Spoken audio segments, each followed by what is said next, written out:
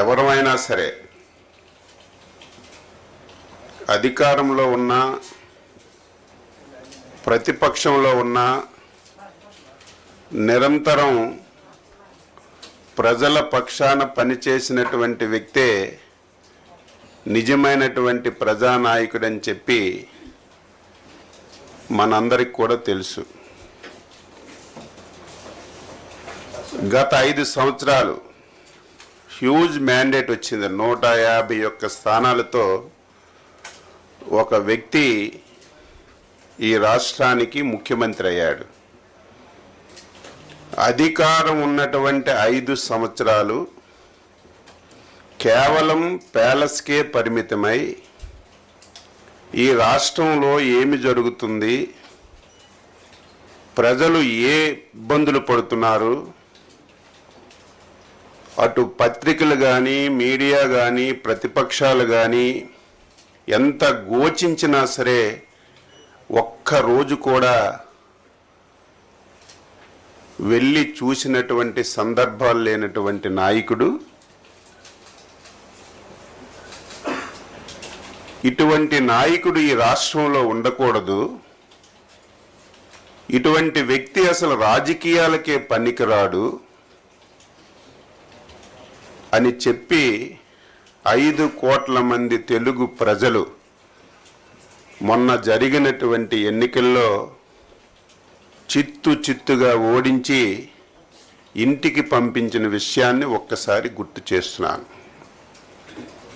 గెలుపు ఓటములు సహజం, ఒక రాజకీయ పార్టీకైనా ఒక వ్యక్తికైనా సహజం.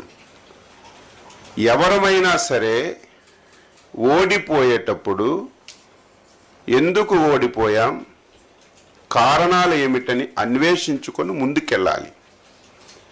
కానీ ఈరోజు ఆ వ్యక్తి పరిస్థితి చూస్తుంటే, మాటలు వింటుంటే ఆ వ్యక్తి పూర్తిగా స్థితి పూర్తిగా లేనటువంటి వ్యక్తిగా మాట్లాడుతున్నాడు.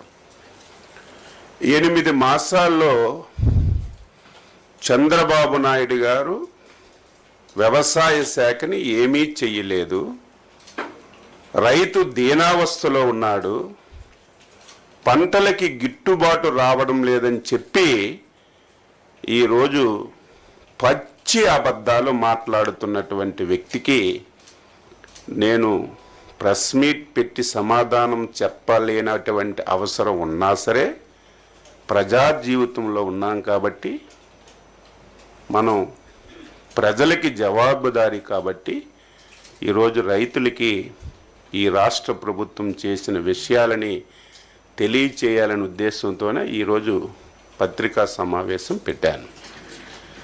5 సంవత్సరాలు ఈ రాష్ట్రంలో ప్రధానమైనటువంటి శాఖలు 70% మంది బతుకుతున్నటువంటి శాఖలు, ఈ రాష్ట్రానికి ఆదాయ మార్గాలను తీసుకొస్తున్నటువంటి శాఖల్ని 5 సంవత్సరాలు తాళమేసి బిగించినటువంటి వ్యక్తి ఈరోజు ఆ శాఖల గురించి మాట్లాడుతున్నాడు. ఈరోజు వ్యవసాయ అనుబంధ శాఖలు ఈ రాష్ట్రంలో 60-70% మంది వ్యవసాయం అనుబంధ రంగాల మీద ఆధారపడ్డారు. అందులో రాష్ట్రానికి ఎక్కువ ఆదాయ వనరులు వచ్చినటువంటి శాఖ వ్యవసాయ అనుబంధ శాఖలు. 5 సంవత్సరాలు ఒక్కటంటే ఒక్కటి రైతు గురించి నువ్వు చేసి ఇది నేను చేశానని చెప్తే ఎవరమైనా సరే గౌరవిస్తాం. ఒకవేళ ఆయన చేసిన మంచి విషయాలుంటే తీర్చుకొని ఆచరిస్తాం.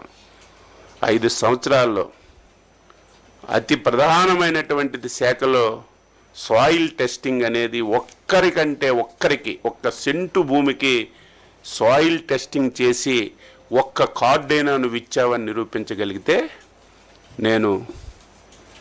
నువ్వు చెప్పిన దానికి నేను సిద్ధంగా ఉంటాను. 5 సంవత్సరాల్లో మొత్తం వ్యవసాయ శాఖని అట్టగ మీద పెట్టావు. 2014-19లో చంద్రబాబు గవర్నమెంట్లో తీసుకున్నటువంటి అనేక నిర్ణయాలని నువ్వు పూర్తిగా పాతాళలోకాన్ని పాతిపెట్టి రైతుకి తీవ్రమైనటువంటి ఇబ్బందులకు గురి చేశావు.